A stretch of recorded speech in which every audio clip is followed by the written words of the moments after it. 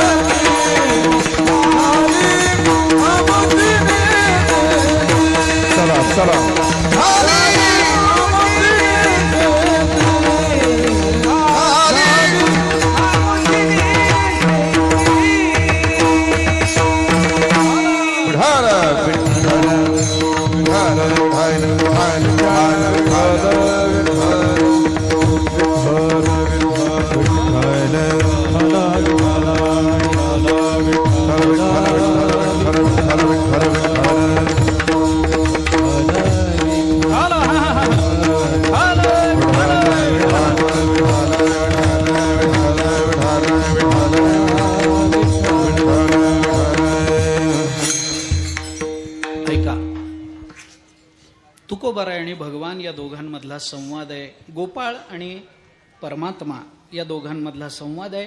तुझी ये संगती झाली आमुची निश्चिंती, नाही देखील ते मिळे भोग सुखाचे सोहळे. दोन प्रश्न मांडायचे आहेत, दोनच विचार आहेत अगदी थोडक्यामध्ये. संगती होणं महत्वाचं आहे, पण संगती ही नेहमी भेदात होते आणि निश्चिंती ही नेहमी अभेदात राहत असते. संगती भेदाशिवाय होत नाही. माझीच माझ्या बरोबर संगती झाली असं उदाहरण तुम्हाला कुठंच दिसणार नाही. संगती होण्याकरता मी आणि तुम्ही असे दोघे जण लागतो. संगती नेहमी द्वैतात होते, संगती नेहमी भेदात राहते आणि निश्चिंती ही नेहमी अभेदात राहत असते. जिथं मनुष्य अभेदाला प्राप्त होतो तिथेच तो निश्चिंत आहे. जेव्हा तो भेदात जातो तिथं त्याला, मी अगदी सरळ सांगू आपल्याला, संबंध हा शब्द आहे की नाही, संगती होणं म्हणजे संबंध येणं. संबंध या शब्दातच बंध आहे, लक्षात घ्या. जिथं संबंध आला तिथं बंध आलाच म्हणून समजायचं, आणि संबंध संपला की बंधही संपला. मग माणसाला निश्चिंतीचा विचार करता येतो. वेदांत दृष्टीनं चाललंय, व्यवहार दृष्टीनं बोलत नाही. तुझी ये संगती झाली आमुची निश्चिंती. संगती झाली पाहिजे, पण संगती कशी होईल? संगती भेदात होते, आणि तुम्ही अभेदाची अपेक्षा करता. भेदातून अभेदाची अपेक्षा करता येते, भेदातूनच अभेदाची अपेक्षा करता येते. माझी भाषा नाही, फक्त एक ओवी सांगणार ज्ञानोबारायांची पुढे जाणार. ज्ञानोबारायांनी चिंतन केलंय, शून्य जै दावावे झाले तरी बिंदुले पाहिजे एक केले, तैसे अद्वैत सांगावे बोले द्वैत कीजे. ज्ञानोबारायांची भाषा आहे. उदाहरण सांगतो. शून्य, शून्य माहितीये का नाही? शून्य, शून्य म्हणजे किती रक्कम हो? एवढा मोठा सप्ताह चालू आहे. मी बाबांना म्हणलं, बाबा सप्ताह करता मला काही दान देणं आहे, मला काही द्यायचंय. बाबा म्हणाले नको. नाही म्हटलं माझी इच्छा आहे. काय देणार आहेत? म्हटलं 6 आकडी रक्कम देणार आहे. चेकबुक आणलंय. बाबा म्हणाले द्या. मग मी चेकबुक काढलं, बाबांचं नाव लिहिलं आणि खाली आकडा टाकताना त्या चौकोनामध्ये 000000 मात्र. खात्यात किती रक्कम जमा होईल मला सांगा. शून्य शब्दाचा अर्थ काय? काही नाही. शून्य म्हणजे काही नाही. शून्य म्हणजे काही नाही. शून्याला किंमत नाही. जर शून्य म्हणजे काही नसेल तर मला कागदावर शून्य काढून दाखवा बरं. काय काढता? काहीतरी काढावं लागेल की नाही? मला शून्य म्हणजे काय? काही नाही. मग काही नाही हे कसं काढून दाखवतं? तुम्ही कसंही काढून दाखवा, ते काही नाही असं राहतच नाही. ते काहीतरी काढावं लागतं. तर काही नाही हे सिद्ध जसं होतं तसं द्वैत काढावं लागतं तर अद्वैत सिद्ध होतं. विठ्ठला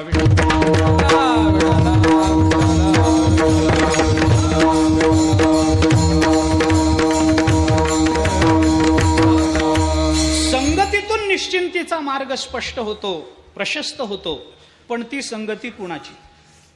पण ती संगती कधी? ती संगती कुठं? आणि ती संगती केव्हा? या सगळ्या प्रश्नाची उत्तरं द्यायची असतील, माझ्याकडे लांबवायला वेळ नाही. फक्त श्रुती माता काय सांगते तेवढं सांगतो आणि पुढे जातो. श्रुतीनं या संबंधामध्ये एक उपदेश केला आहे. श्रुतीनं उपदेश केला. श्रुती माता सांगते, द्वा सुपर्णा सयुजा सखाया समानम वृक्षम परिशस्व जाते तयोर अन्यहा पिप्पलम स्वादुवत्ती अनश्नन अन्यहा अभिचाकशिती. ही श्रुती आहे. काय अर्थ आहे? एका झाडाच्या फांदीवर 2 पक्षी बसलेत. मोहनजोदडोच्या उत्खननामध्ये असा एक दगड मिळाला की ज्या दगडावर कोरलेलं हे चित्र होतं की एका झाडाच्या फांदीवर 2 पक्षी बसलेत. त्याच्यातला एक पक्षी त्या झाडाला लागलेली फळं खातो आहे आणि दुसरा पक्षी खात काहीच नाही. पण हा पक्षी बरोबर फळं खातो की आहे की नाही हे बारकाईनं बघतो आहे. असं एक चित्र मोहनजोदडोच्या उत्खननामध्ये प्राप्त झालं. करपात्रीजींनी सांगितलेलं. पुष्कळ ठिकाणी ते चित्र पाठवलं की याचा अर्थ काय, याचा अर्थ काय, इकडं जा तिकडं जा, बऱ्याच अनेक विविध संस्कृती आहेत. विचारलं, कुठेही त्याचा पत्ता लागला नाही. शेवटी फिरत फिरत फिरत कुठे जावं म्हणून भारतामध्ये आल्यानंतर काशी क्षेत्रामध्ये हे लोक गेले. लोकांनी चित्र पाहिल्यावर सांगितलं ही श्रुती आहे. द्वा सुपर्णा सयुजा सखाया समानम वृक्षम परिशस्व जाते तयोर अन्यहा पिप्पलम स्वादुवत्ती अनश्नन अन्यहा अभिचाकशिती. काही नाही. याचा अर्थ काय? या चित्राचा अर्थ काय? काही नाही. एक झाड आहे, त्या झाडाला एक फांदी आहे, त्या फांदीवर 2 पक्षी बसलेत. ते 2 पक्षी, एक पक्षी त्याच्यातला काहीही खात नाही, दुसरा पक्षी खातो आणि काहीही न खाणारा पक्षी हा बरोबर खातो आहे की नाही हे बघतो. अनश्नन, अनश्नन म्हणजे उपवाशी, काही खात नाही. अन्य हा दुसरा जो आहे तो अनश्नन, पण काय करतो? अभिचाकशिती, याच्याकडे बारकाईनं बघतो. याचा अर्थ असा की याच्यातला पहिला पक्षी म्हणजे जीव आहे आणि दुसरा पक्षी म्हणजे परमात्मा. जीव हा पक्षी नेहमी आपल्या कर्माची फळं खात असतो. परमात्म्याला कर्म नसल्यामुळे परमात्म्याला कोणत्याही कर्माचं फळ नाही. पण जीव आपल्या कर्माची फळं बरोबर भोगतो आहे की नाही हे मात्र परमात्मा बारकाईनं बघतो आहे. असा या चित्राचा सरळ अर्थ. औपनिषदिक. याच्यातल्या मला सगळ्याच विषयाकडे आपलं लक्ष वेधायचं नाही. मला लक्ष आपल्याला याच्याकडे वेधायचंय. द्वासुपर्णा सयुजा सखाया समानम वृक्षम परिशस्व जाते. समानम वृक्षम हे जे 4 शब्द आहेत ना, ह्या 4 शब्दाच्या अनुषंगानं संगतीचा विचार आपल्याला करायचा. संगती कुणाची होते? एका झाडावर पाहिजेत, एका जातीचे पाहिजेत, है ना. एक पक्षी आणि एक प्राणी यांची संगती नाही. द्वा सुपर्णा, दोन्ही सुपर्ण लागतात, दोन्ही नाही पंख असावे लागतात, सजातीय लागतात. माझी ये जातीचे मज भेटो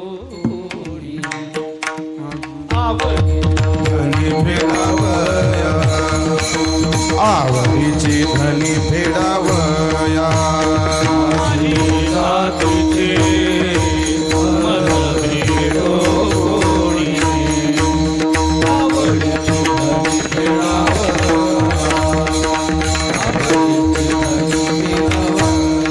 माझी जातीचे मन भेटो कोणी. माझी जातीचे मन भेटो कोणी. आवडीची धनी फेडावया.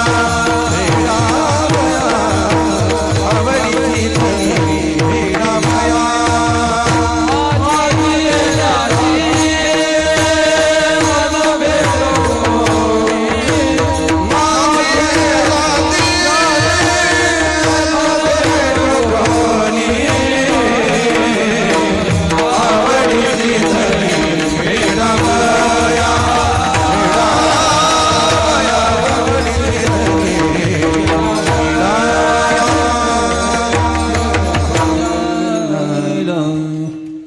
सजातीयता लागत असते. दोघांमध्ये संबंध प्रस्थापित होण्याकरता, संगती होण्याकरता सजातीयता लागते. वारकऱ्याची संगत वारकऱ्याशीच होईल आवडीसाठी. आवडीनं व्हायची असेल तर गरजेपोटी आपण कुणाची करू तो भाग वेगळा, परंतु वारकरी आवडीनं कुणाच्या संगतीत जाईल, वारकऱ्याच्या सजातीयता लागते. बरं, नुसती सजातीयता चालत नाही. काही ठिकाणी सजातीयता आहे पण संगती नाही. उदाहरण सांगू मी आपल्याला. सुग्रीव आणि वाली सजातीय होते का नाही? कावळा आणि घुबड दोन्ही पक्षी योनीत आहेत की नाही? कावळा, पण कावळ्याचं घुबडाचं कुणाशीच पटत नाही. म्हणजे हे सार्वत्रिक विधान आहे, हे पक्षी योनी पुरतं मर्यादित नाही आहे.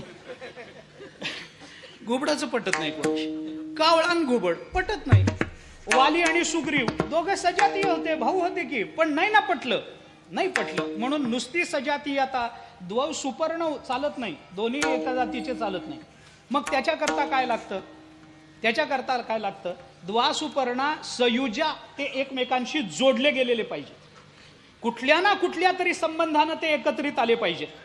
कुणाची कुणाशी संगती होत नाही. आपल्याला अगदी प्रसिद्ध उदाहरण सांगतो मी याच्यातलं. प्रसिद्ध सुभाषित आहे, समानशीले व्यसनेषु सख्यम. समानशीलता लागत असते. मृगा मृगै संगमम अनुव्रजंती, गावश्च गोभिस्तुरंगा स्तुरंगैः, मूर्खश्च मूर्खैः सुधिया सुधिभिः, समानशीले व्यसनेषु सख्यम.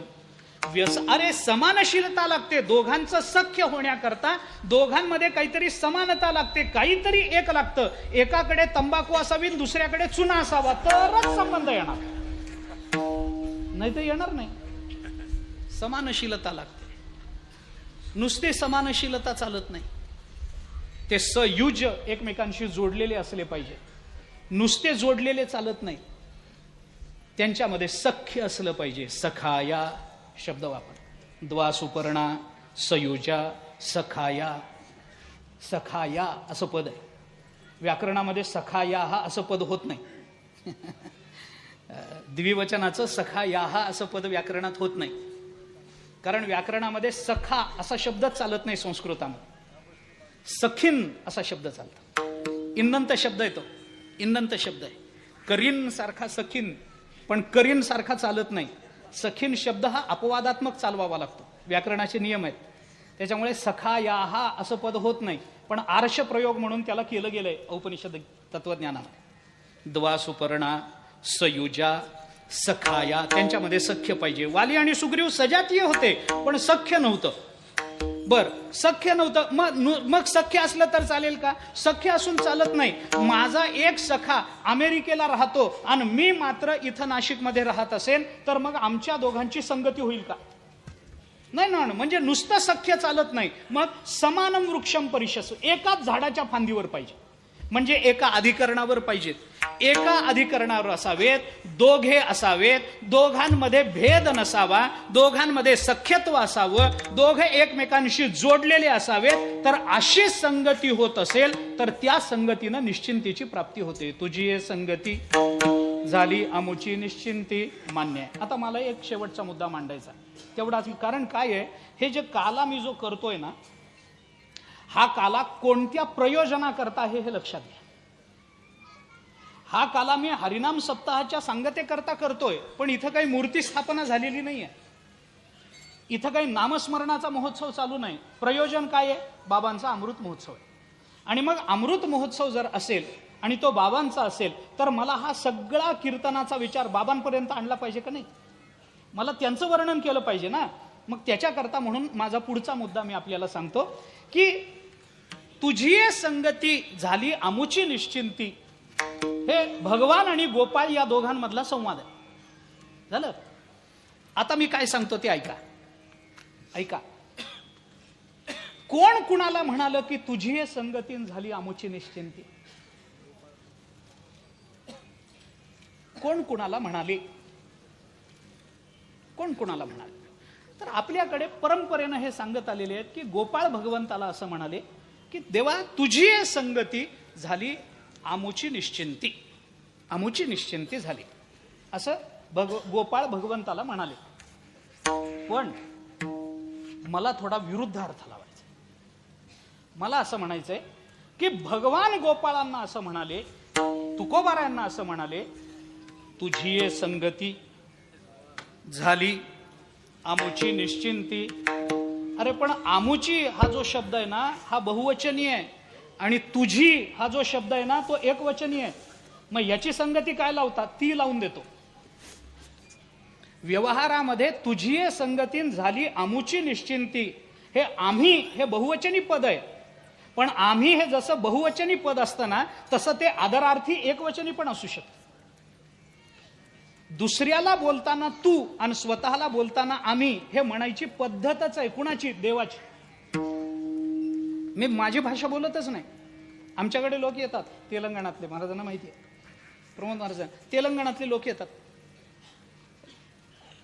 गंमत सांगतो, मोठी ऐकण्यासारखी गंमत आहे राजू. तुम्हाला माहिती आहे त्या भागात तुम्ही आलेले आहात. आमच्याकडे खेड्यातले लोक येतात बैठकीमध्ये आणि बैठकीमध्ये येऊन आम्हाला विचारतात, महाराज बरा आहेस की? तू बरा आहेस का? असं ते आम्हाला विचारतात. माळ आमची आणि आमच्या बैठकीमध्ये आम्हाला विचारतात, महाराज बरा आहेस? मग आम्ही म्हणतो हा मी बरा आहे. तुम्ही? हा आम्ही बरे. एकटाच असतो तो. त्याला मी विचारतो मी बरा आहे, तू कसा आहे? तो म्हणतो आम्ही बरे हाव, आम्ही बरे हाव. आता स्वतःला आम्ही म्हणायचं आणि महाराज असला काय आणि पोतराज असला काय त्याला तू म्हणायचं, ही काय पद्धत आहे? पण हा भगवंतानी घालून दिलेला मार्ग, भगवंतानी घालून दिला. ज्ञानेश्वरी वाचा. अर्जुनाला बोलताना भगवान का भगवंताचं सोडून द्या, मी साधं बोलू आपल्याला व्यवहारातलं. मला सांगा कोणत्या वर्तमानपत्राचा संपादक स्वतःला मी म्हणून घेतो? आम्हाला असं वाटतं. तू कोण? आम्हाला असं वाटतं. बघा तुम्ही वर्तमानपत्रातले संपादकीय वाचून बघा, त्याच्यामध्ये सगळे असं म्हणतात आम्हाला असं वाटतं. आम्हाला म्हणजे कुणाला? तो लिहिणारा एकटाच असतो पण तो स्वतःला आम्ही म्हणून घेतो. भगवंतानी म्हटलंय हो. अर्जुनाला बोलताना भगवान अर्जुनाला ज्ञानेश्वरीमध्ये असं म्हणाले, जाणता तरी म्हणविसी परी नेणिवेची न संडीसी. आणि त्याच्या पुढं बोलताना भगवान असं म्हणाले, तूची नीती सांगसी आम्हा प्रती. भगवंताचे शब्द आहेत. अर्जुनाला बोलताना ते म्हणाले तू आणि स्वतःला म्हणाले आम्ही. मग भगवान जर दुसऱ्याला तू आणि स्वतःला आम्ही म्हणत असतील तर तुझी संगती आणि झाली आमुची निश्चिंते, हे कोण कुणाला म्हणालं सांगा? विठ्ठला विठ्ठला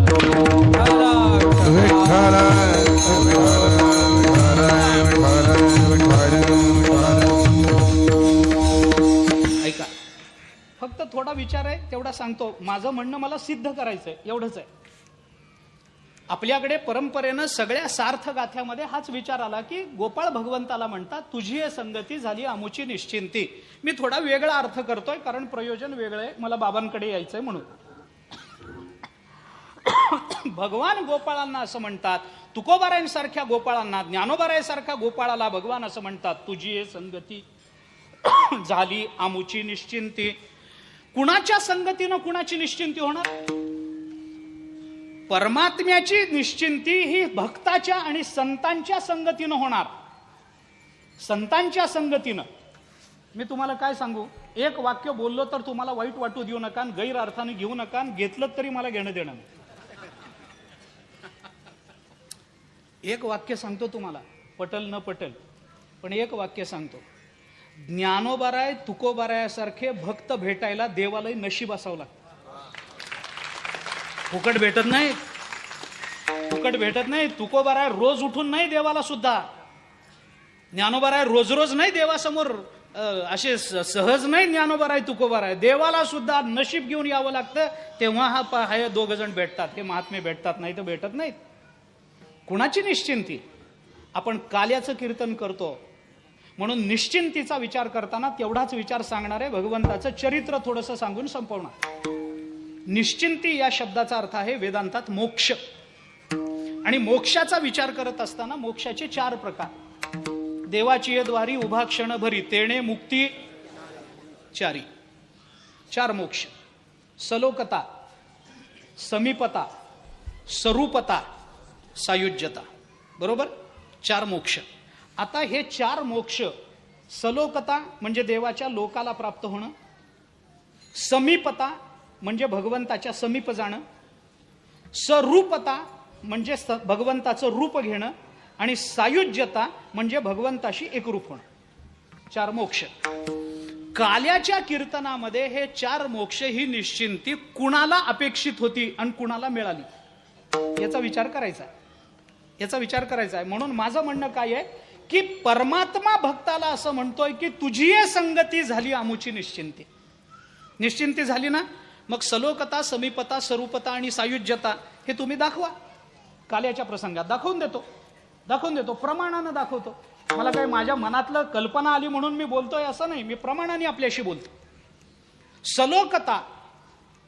सलोकता म्हणजे देवाच्या लोकाला प्राप्त होणं, वैकुंठ लोकाला प्राप्त होणं, याला सलोकता म्हणतात.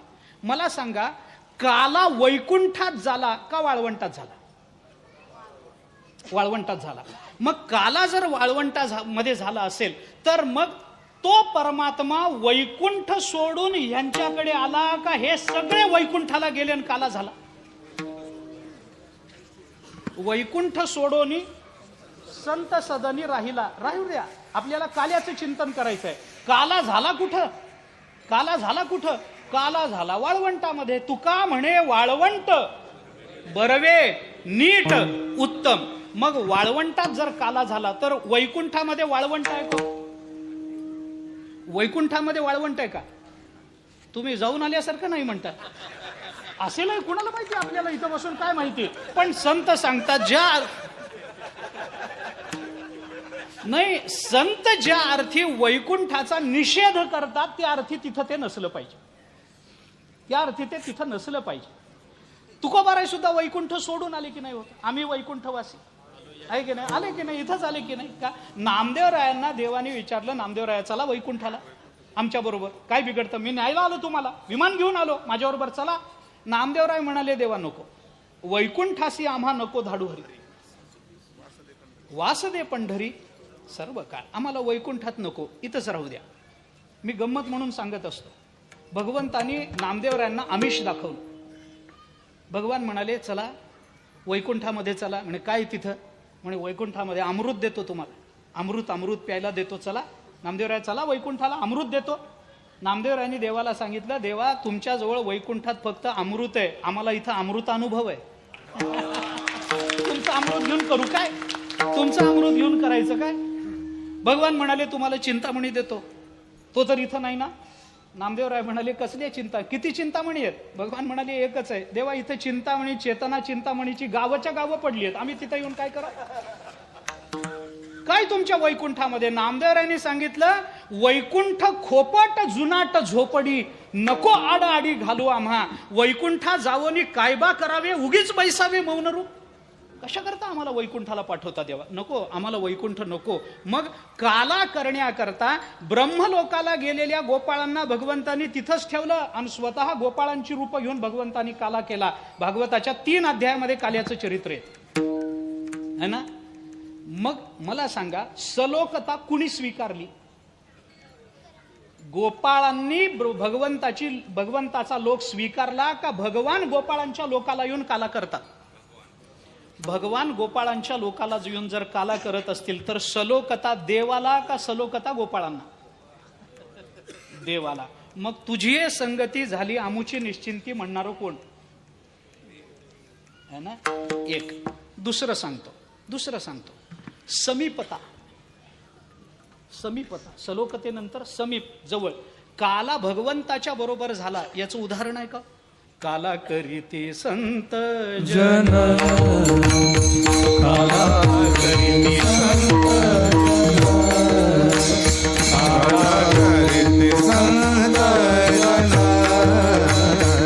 काला करीते संत जन सगळ्यांच्या नारायण सगळ्यांच्या नारायण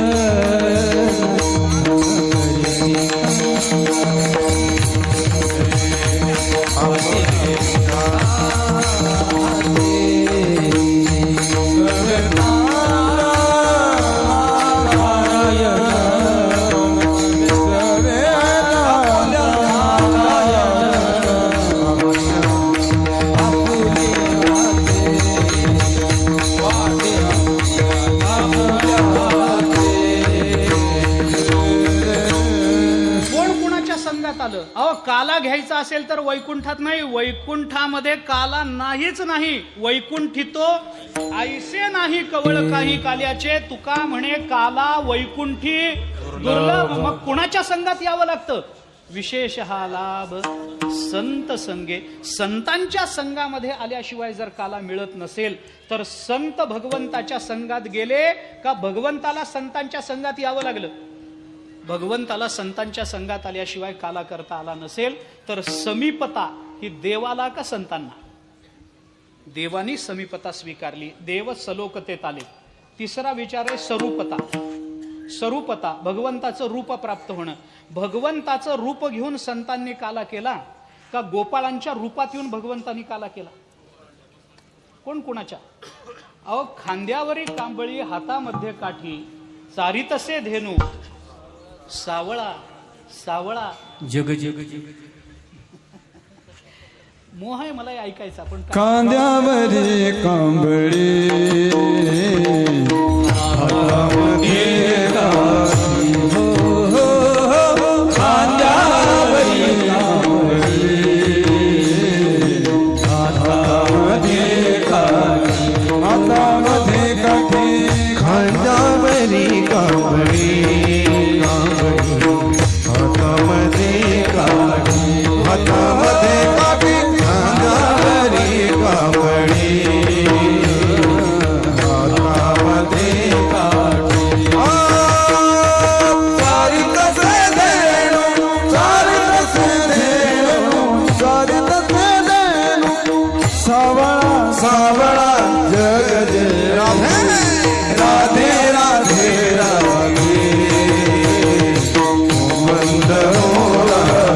मुकुंद मुरारी राधे राधे राधे मुकुंद मुरारी. वाजवितो वेणू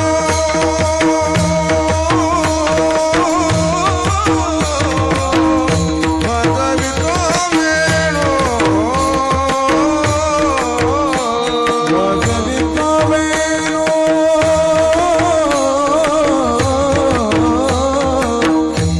वाजवितो वेणू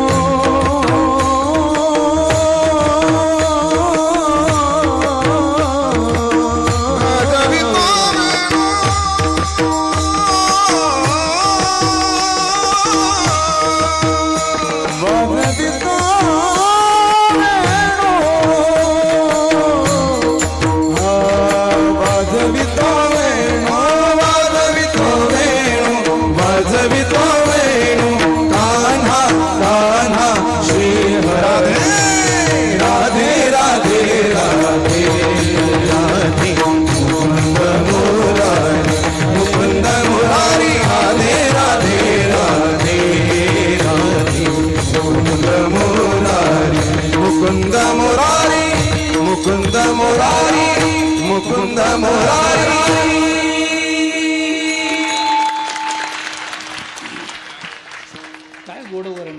खांद्यावरी कांबळी, हातामध्ये काठी, चारी तसे धेनू. कोणत्या अवतारामध्ये खांद्यावर कांबळ आहे हो? रामावतारात, नरसिंह अवतारात, वराह अवतारात, मत्स्य अवतारात, कुर्मा अवतारात. ज्या अवतारामध्ये काला केलाय त्याच अवतारामध्ये खांद्यावर कांबळ आहे. आणि ज्या अवतारात काल आहे त्याच अवतारात जर खांद्यावर कांबळ असेल तर स्वरूपता देवानी स्वीकारली का संतांनी स्वीकारली एवढं सांगा. रूप कुणी कुणाचं घेतलं?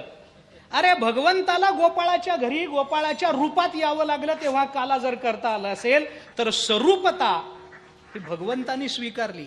मग निश्चिंती देवाला का संतांना? देवाला. शेवटचा मोक्ष आहे त्याला सायुज्य मोक्ष म्हणतात. एकरूपता. सायुज्य म्हणजे एकरूपता.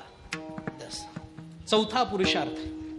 यया ब्रह्मत्वासीची पार्था सायुज्य ऐसी व्यवस्था याची नाव चौथा पुरुषार्थ गा. ज्ञानेश्वरी ज्ञानोबराय बोल.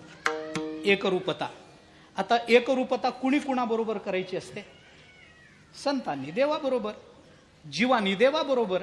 पण काल्याच्या कीर्तनामध्ये, काल्याच्या चिंतनामध्ये परमात्मा गोपाळांच्या स्वरूपाशी एकरूप झाले. मी उदाहरण सांगतो. अरे संतांना देवाला संतांशी एकरूप व्हावं लागतं. उदाहरण आहे तुकोबारांचं प्रमाण आहे. माझ्या मनाचं बोलतच नाही, माझं मनाचं बोलत नाही. ऐका. उच्च नीच काही काढा अभंग मोठा आहे. त्या अभंगामध्ये तुकोबारांनी सांगितलंय, चोखा मेळा बंका जातीचे महा सर्वेश्वर ऐक्य करी. कोणी कुणाशी ऐक्य केलं? कोणी कुणाशी ऐक्य केलं? चोखोबाराय देवाबरोबर ऐक्य करायला गेले नाहीत. अरे चोखोबारायांबरोबर देवानी ऐक्य केलं असेल तर सायुज्य मोक्ष कुणाला मिळाला?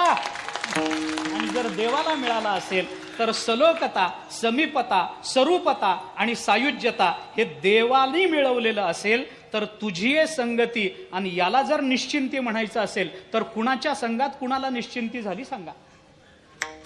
संतांच्या संघामध्ये देवाला निश्चिंती झाली.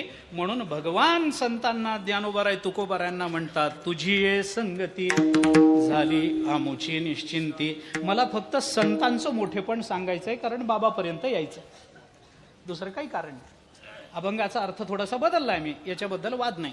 मग आता अभंगाची संगती एका चरणाची लावून कसं चालेल? चारही चरणाची लागली पाहिजे. धावता एकेका वाक्यामध्ये लावतो.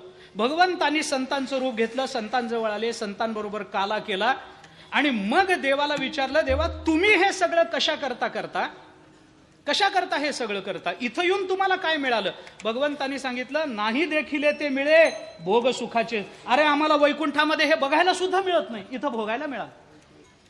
वैकुंठामध्ये आम्हाला हे मिळत नाही. वैकुंठामध्ये कुठं काय, कुठं प्रवचन, कुठं कीर्तन, कुठं वाळवंट, कुठं नाचणं, नाचत जाऊ त्याच्या गावारे खेळ्या, कुठं वैकुंठामध्ये. वैकुंठामध्ये गेलं की उगा बसून राहायचं मौन रूप, काही नाही. वैकुंठामध्ये आम्ही फक्त ऐकलं होतं म्हणून तर आम्ही इथं आलो. जे सुख क्षीरसागरी ऐकिले ते या हृदय मंदिरी देखिले, धन्य धन्य वैष्णव मंदिर जेथे नामघोष होय निरंतर. भानुदास महाराजांचा अभंग. भानुदास महाराज बोलतो, या सगळ्याचा विचार करा. भगवंतांनी सांगितलं, अरे तिथं बघायलाही मिळत नाही. नाही देखिले ते मिळे भोग सुखाचे सोहळे. कारण भगवंताचं जे स्वरूप आहे वैकुंठ, तिथं फक्त ज्ञान आहे. इथं आम्ही आलो ना तर त्या ज्ञानाच्या पुढे जाणारी भक्ती आहे. म्हणून नाही देखिले ते मिळे भोग सुखाचे सोहळे. आम्हाला भक्तीचा भोग इथं मिळतो म्हणून इथं आनंद आहे आम्हाला. मग तू देवाला विचारलं, देवा तिथं काहीच नाही असं कसं म्हणता? काहीतरी असेल ना? भगवंतानी सांगितलं, तिकडं आहे पण घरी ताकाचे सरोवर, येथे नवनीताचे पूर. अरे घरी ताक आहे. ताक आहे म्हणजे काय? नुसतं ज्ञान आहे.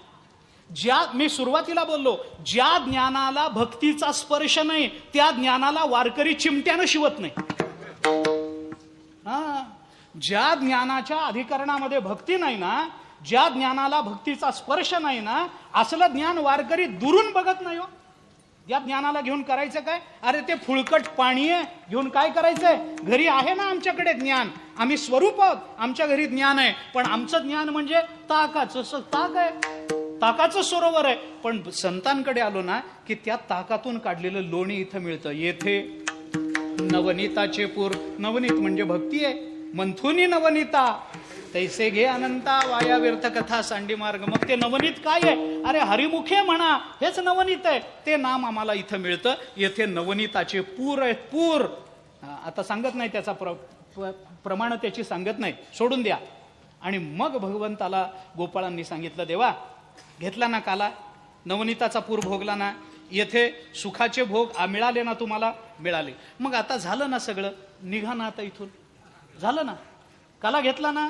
काला कशा करता? मला एकाने सांगितलं काल्याचं कीर्तन म्हणजे काय. मी म्हणलं काय असतं? तो म्हणला बाहेर गावाहून आलेल्या लोकांना घरी जायला दिलेली परवानगी म्हणजे काला. काला झाला म्हणजे निघायचं. आता इथं काही राहिलं नाही तुमचं, निघा बाबा, जेवण करा, निघा. तसं गोपाळांनी देवाला सांगितलं, देवा झालं ना, आता संपलं. तुम्ही आम्ही काला केला, एकमेकांची संगती आम्हाला मिळाली, एकमेकांचं सुख आम्ही भोगलं, आम्ही तुम्हाला काला दिला, तुम्ही आम्हाला दिला. तयाचे मुखीचे हिरोनिया घ्यावे, उच्चिष्ट ते खावे धणीवरी. भगवंताच्या मुखातलं गोपाळांनी काढून घेतलं आणि पाहता गोवळी खाय त्यांची उष्टावळी आणि परमात्मा त्यांची उष्टावळी खातो. उष्ट वेगळं आणि उष्टावळ वेगळी. गोपाळ भगवंताचं उष्ट खातात आणि भगवान गोपाळांची उष्टावळ खातात. हा फरक आहे. उष्ट वेगळं असतं आणि उष्टावळ वेगळी असते. आपलं तोंड ज्याला लागलंय त्याला उष्ट म्हणतात आणि खाता खाता पानाच्या बाहेर पडलेलं जे असतं त्याला उष्टावळ म्हणतात. हा दोन्ही फरक आहे. भगवान गोपाळांच्या मुखातलं उष्ट खात नाहीत, उष्टावळ खातात गोपाळांची. ते अजून वाईट. उष्ट तरी बरं, उष्टावळ पण भगवान ती खातात. पण गोपाळ मात्र भगवत तयाचे मुखीचे हिरोनिया घ्यावे, मुखातलं काढून घेतात, उष्ट खातात. फरक आहे दोन्हीमध्ये. मग गोपाळ म्हणाले, देवा झालं ना, आता संपलं की, वेळही झाली, आता पुढेही कार्यक्रम आहेत, निघा आता. झालं की, आता किती वेळ ताटकळत ठेवणार? झालं, काला झाला, सगळं झालं, झालं, निघा आता. भगवान म्हणाले, तुम्ही काला दिलाय. गंमत सांगतो, काला दुर्लभ आहे. वैकुंठात नाही, स्वर्गात नाही, अमुक नाही, तर त्या स्वर्गातल्या देवतांना तर मासोळ्या व्हावं लागेल. काल्याची आसे देव जळी झाले मासे, पुसोनिया हासे टिरी सांगा ते हात. संतांनी तुकोबारांनी वर्णन केलं. हा, काला खाल्ल्यावर हात धुवायचे नाहीत, पार्श्वभागाला पुसायचे. टिरी सांगा ते हात. तुकोबारांनी सांगितलं हात कुठे पुसायचे ते टिरी सांगात. म्हणजे आत्ता टर्किश टॉवेल निघाला, तेव्हा टिरिकिश होता. हा त्याचा सरळ अर्थ झाला.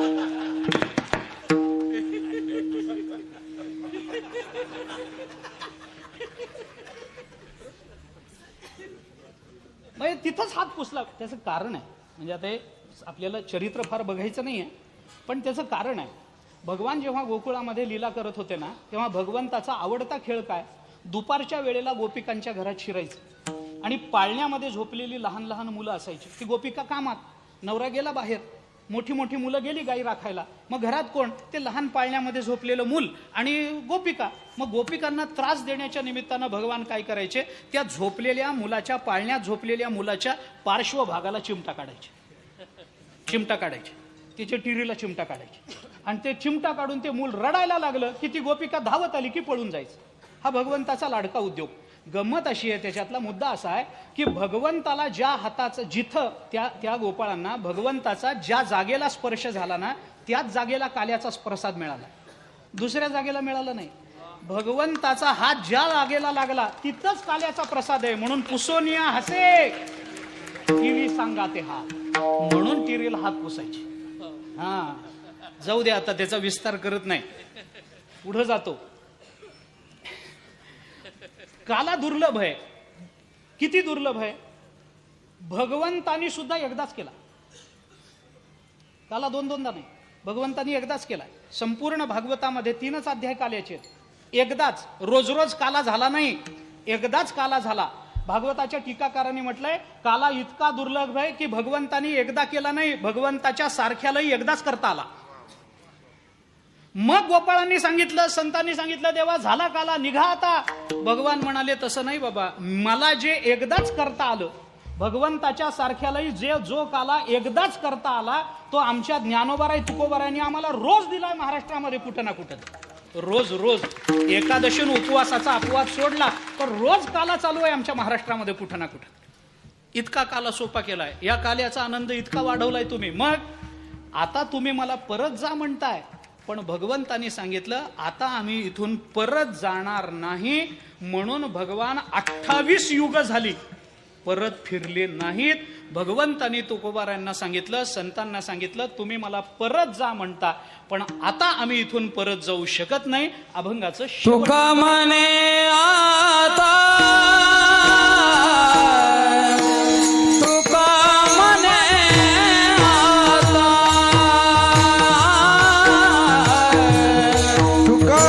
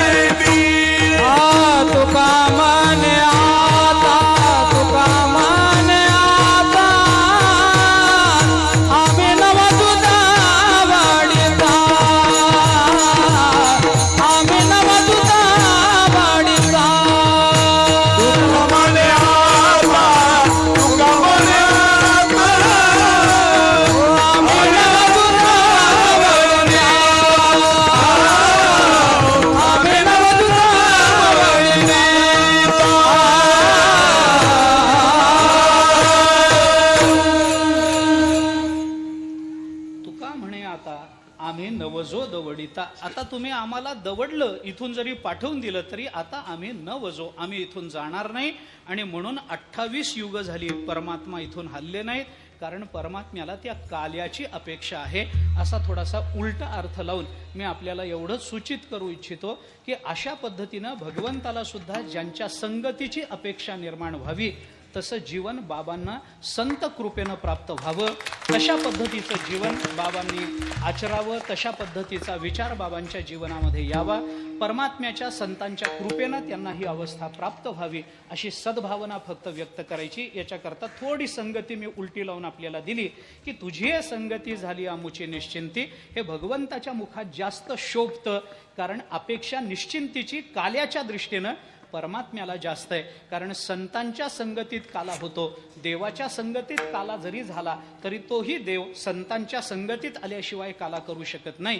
याचा विचार आपल्याला अनेक अभंगांमधून भागवतामधून पाहता येतो. त्या दृष्टीने थोडीशी अभंगाची संगती लावलेली आहे. भगवंताचं थोडंसं चरित्र सांगावं असा आपल्या काल्याच्या कीर्तनातला नियम आहे, दंडक आहे. म्हणून एक 5 मिनिटामध्ये भगवंताचं चरित्र सांगतो, सेवा संपवतो. विठोबा रखुमाई, जय जय विठोबा रखुमाई, विठोबा रखुमाई, विठोबा रखुमाई, जय जय रखुमाई, जय जय विठोबा रखुमाई, विठोबा रखुमाई, विठोबा रखुमाई, विठोबा रखुमाई,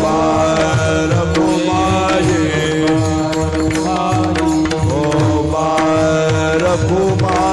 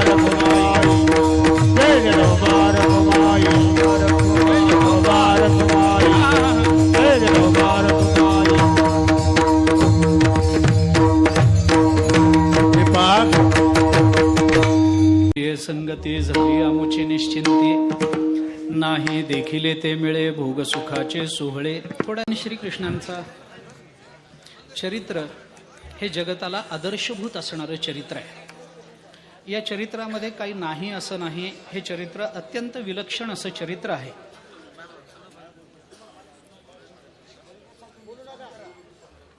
बाकी अवतारामध्ये भगवंतानी जे कार्य केलं ते अवतारामध्ये केलं, पण या अवतारामध्ये जे कार्य केलं ते इतर अवतारामध्ये भगवंतानी केलं नाही.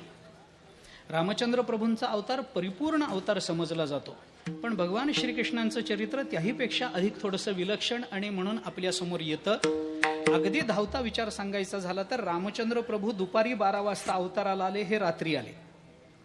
रामचंद्र प्रभू राजवाड्यात आले, हे तुरुंगात आले.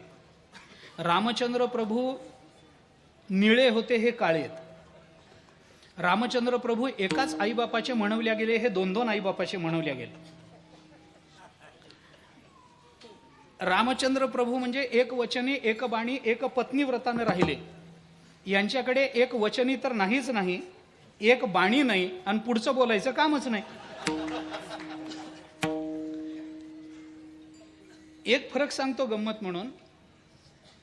रामचंद्र प्रभून भगवान श्रीकृष्णांच्या अवतारामध्ये एक महत्वाचा फरक असा आहे की रामचंद्र प्रभूंसारखं वागणं सगळ्यांना शक्य आहे, पण तसं कोणी वागत नाही. आणि भगवान श्रीकृष्णांसारखं वागणं कुणालाच शक्य नाही, पण सगळ्याची मरमर तिथं चालू आहे. पण अलौकिक चरित्र भगवान श्रीकृष्णांचं आहे. हे चरित्र, या चरित्राचा थोडासा भाग सांगावा, काल्याचा भाग सांगावा, एवढाच विचार आपल्याला करायचा आहे. भगवान श्रीकृष्णांच्या अवतारामध्ये 2 गोष्टी एकदा झाल्या. एक काला आणि दुसरी रासक्रीडा एकदाच झाली. लोक म्हणतात एक एकदा, जर एवढा आनंद एक एकदाच का केलं? तर लोकांनी पुष्कळ त्याच्यावर थोडा विचार करून असा निष्कर्ष काढलाय की भगवंतानी एकदाच काला केला याचा अर्थ असा नाही की पुन्हा काला झाला नाही. याचा अर्थ असा की भगवंतानी एकदाच काला केलाय, तो ज्ञानोबारा तुकोबारांनी अजून चालू ठेवलाय, म्हणून दुसरा करण्याचा प्रसंग आला नाही. भगवंतानी केलेली रासक्रीडा अजूनही वृंदावनात चालू आहे, म्हणून दुसरी रासक्रीडा होणे नाही. त्यामुळे बरं गंमत अशी, याच्यामध्ये रासक्रीडेत पुरुषाला प्रवेश नाही आणि काल्यामध्ये स्त्री आल्या नाहीत. काला गोपाळांबरोबर झालाय आणि रासक्रीडा गोपिकांबरोबर झाली आहे. रासक्रीडेमध्ये पुरुषाला प्रवेश नाही, काल्यामध्ये स्त्रियांच्या बरोबर जाऊन भगवंतानी चोऱ्या केल्या नाहीत. पण गंमत अशी आहे की काल्याच्या कीर्तनाला स्त्रिया जास्त येतात आणि रासक्रीडेचं कौतुक पुरुष जास्त ऐकतात. काय भानगड असेल ती असेल, काय जे असेल ते असेल, पण काहीतरी असं काहीतरी विचित्र झालं एवढी गोष्ट नक्की. कसं लावून घ्यायचं तुमचं तुम्ही बघा. भगवान श्रीकृष्णांचं चरित्र, भगवान अवताराला आले, पृथ्वीला पापाचं ओझं झालं म्हणून. पृथ्वी गायीचं रूप घेऊन भगवंताकडे गेली. भगवंताला तिने सांगितलं. ते भगवंताला स्पष्ट सांगणं जमलं नाही, ब्रह्मदेवाला सांगावं लागलं. ब्रह्मदेवाने भगवंतापर्यंत पोहोचवलं. भगवंतानी सांगितलं मी अवताराला येईल. पृथ्वीला कोणत्या पापाचं ओझं झालं असेल? तुकोबारांनी त्याचं चिंतन सांगताना सांगितलं, काही नित्य नेमा वीण, अन्न खाये तो श्वान, वाया मनुष्यपण भार वाहे तो वृषभ, त्याचा होय भूमिभार. त्याचा भूमीला भार होत असतो. जो मनुष्य म्हणून जन्माला येतो पण मनुष्यत्वाच्या कोणत्याही मर्यादा पाळत नाही, त्याचा भूमीला भार होतो. नित्यनेम न करता जो अन्न सेवन करायला बसतो, ज्ञानेश्वरी नाही, सकाळी उठलं की स्नान नाही, कपाळाला गंध नाही, बुक्का नाही, गोपीचंदन नाही, रामकृष्ण हरी नाही, ज्ञानेश्वरी गाथा वाचन नाही, काही रामकृष्ण हरीचं भजन केलं नाही, काहीच केलं नाही. उठलं की माणसं कसं जातं जेवण मला कळतच नाही. उठल्याबरोबर कसं जेवण जातं? आमच्याकडच्या कुत्र्याचं असंच आहे. इकडची कुत्री कशी आहेत मला माहित नाही, पण आमच्याकडे तिकडे अशीच कुत्री आहेत. त्यांना उठलं की जेवण लागतं. काही नित्य नेमावीण, अन्न खाये तो श्वान, वाया मनुष्यपण भार त्याचा होय भूमिभार. भगवंतांनी सांगितलं मी अवताराला आहे. भगवान अवताराला आले, पण पहिल्यांदा वसुदेवाच्या हृदयात अवताराला आले. हृदयातून वैधी विद्येद्वारे देवकीच्या गर्भात टाकल्या गेले. गर्भातून भगवंताचं प्राकट्य झाल्याचं वर्णन भागवतांनी केलंय. निशिथे तम उद्भूते जायमाने जनार्दने देवक्याम देवरूपिण्याम विष्णू सर्व गुहाशयः आविरासित यथा प्राच्याम दिशेंदुरीव पुष्कला. ही भागवताची भाषा आहे त्या काळातली. भागवतांनी सांगितलं भगवान प्रकट झाले. अयोनी संभव नोहे काही श्रमी, नामयाचा स्वामी प्रकटला. हे नामदेवरायांनी बोलून दाखवलं. भगवान प्रकट झाले आणि प्रकट झाल्याबरोबर त्यांनी आपल्या वडिलांच्या कानामध्ये सांगितलं, नंदाच्या घराला मज नेई गोकुळाला, माया उपजली जेथे ठेवी मला नंदाच्या घराला घेऊन चला. पण नंदाच्या घराला म्हणजे कुणाच्या? कारण नंद हे नाव नाहीये, नंद ही पदवी आहे. गर्गसंहितेमध्ये या पदव्या दिल्या आहेत. उपनंद, नंद, वृषभानू, वृषभानुवर आणि नंदराज अशा 5 पदव्या आहेत. ज्याच्याकडे 5 लाख गायी आहेत त्याला उपनंद ही पदवी आहे. ज्याच्याकडे 9 लाखाच्या वरून गायी आहेत त्याला नंद ही पदवी आहे. ज्याच्याकडे 10 लाखाच्या वरून गायी आहेत त्याला वृषभानू ही पदवी आहे. ज्याच्याकडे 40 लाख गायी, उगे ऐका काही उपयोग नाही, 40 लाख गायी आहेत त्याला वृषभानू वर ही पदवी आहे. आणि ज्याच्याकडे 1 कोटी गायी आहेत त्याला नंदराज अशी पदवी. या पदव्या दिल्या. मग भगवंतांनी सांगितलं नंदाच्या घराला घेऊन चला. आता नंदाच्या घराला घेऊन चला म्हणजे अनेक नंद आहेत ज्याच्याकडे इतक्या गायी आहेत. त्या काळामध्ये अनेक नंद आहेत. कोणत्या नंदाच्या घराला? मग भगवंतांनी सांगितलं गोकुळातल्या नंदाच्या घराला. नंदाच्या घराला मज नेई गोकुळाला. पहिल्यांदा सांगितलं नंदाच्या घराला, पण कोणता नंद? अरे गोकुळातला नंद, गोकुळातला. मज नेई गोकुळाला, पण गोकुळातही अनेक नंद आहेत ना. अरे माया उपजली जेथे तेथे. मग भगवंतांनी सांगितलं ज्या नंदाच्या घरामध्ये, गोकुळातल्या ज्या नंदाच्या घरामध्ये माया उपजली त्या घरामध्ये मला घेऊन चला. आणि मग वसुदेवाने भगवंताला घेतलं, हातामध्ये घेतलं. शृंखला गळून पडल्या, दरवाजे उघडले, पहारेकऱ्यांना डोळा लागला आणि वसुदेव भगवंताला घेऊन बाहेर पडले. मंद मंद पाऊस पडतोय, ढगांचा गडगडाट होतोय. अशा अवस्थेमध्ये यमुनेपर्यंत आले. यमुनेला पूर आलेला.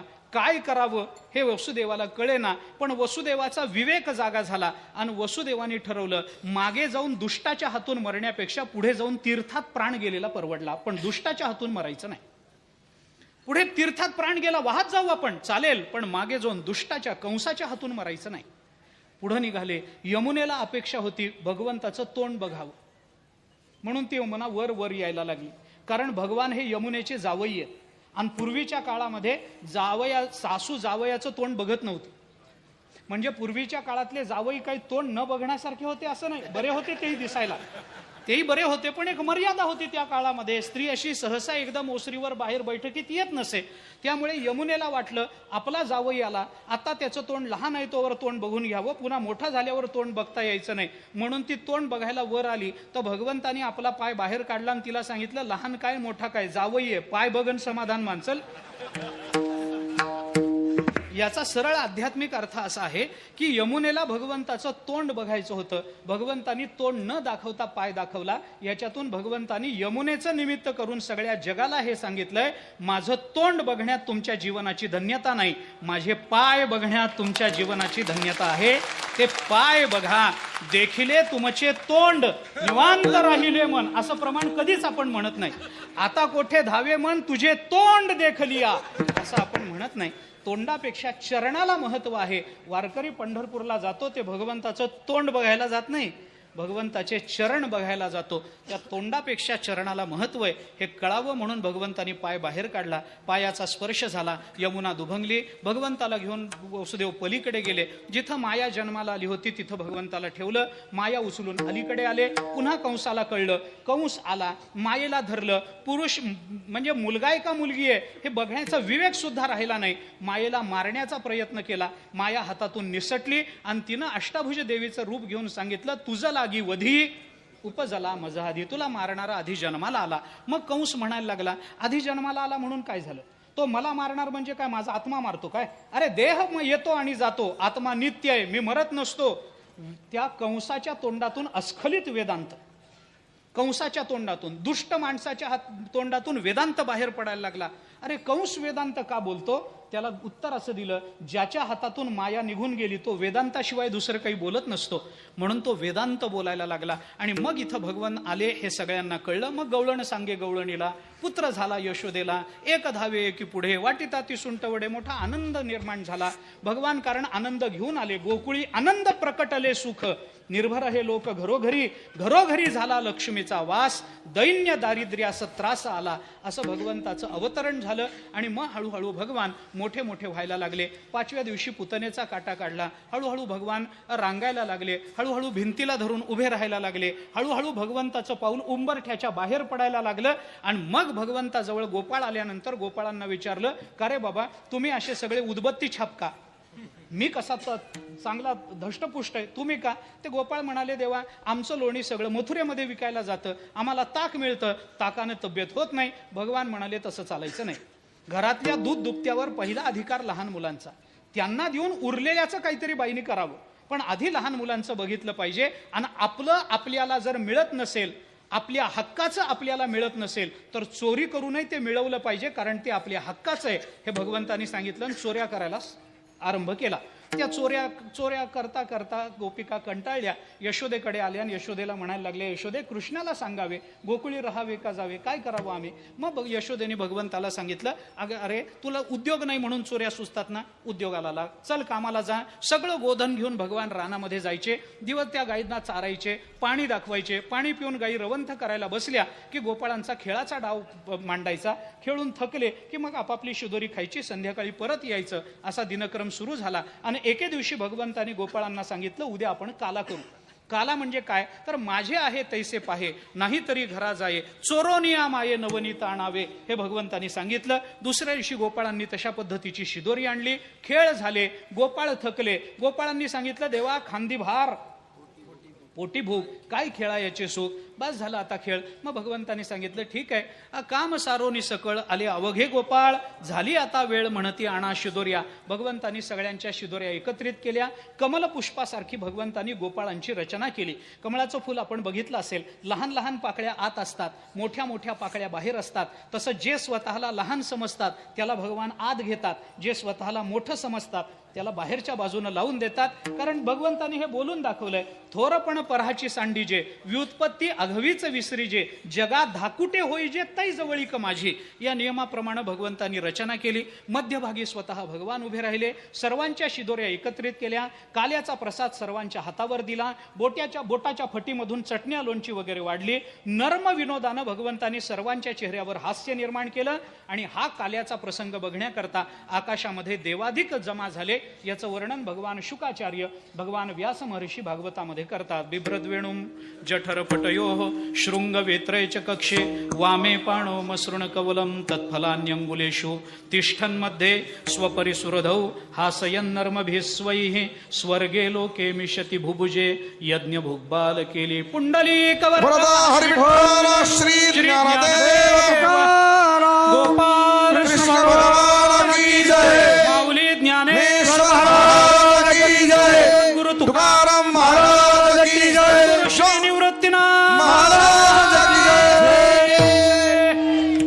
ज्ञानाचा प्रसाद आज आपल्याला प्राप्त होतो आहे तो आपण शांत चित्तानं ग्रहण करावा. बाबांच्या दीर्घायुष्याकरता आपण सर्वांनी अंतःकरणातल्या परमात्म्याकडे प्रार्थना करावी अशी सर्वांना प्रार्थना विनंती करतो. झालेली सेवा संतांच्या, सद्गुरूच्या, परमात्म्याच्या आणि तुम्हा सर्व श्रोत्यांच्या, सगळे मान्यवर माझ्या अवतीभोवती आहेत त्यांच्या चरणी नतमस्तक होतो आणि वाणीला विराम देतो. ज्ञानेश्वर माऊली ज्ञानेश्वर